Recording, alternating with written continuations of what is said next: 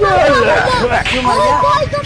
तो भाई लोग, आप लोग ने वीडियो देखा ही होगा कि बिहार में जब प्रोटेस्ट चल रहा था तो एक लड़का ने, कोई बीजेपी नेता या फिर कोई पार्टी का समर्थन था, उसको इतना जोर से मारा, इतना जोर से मारा कि भाई वो बात सदन तक पहुंच गई। हसुआ बाली चांद सितारा, आज ले ही लेते प्राण हमारा।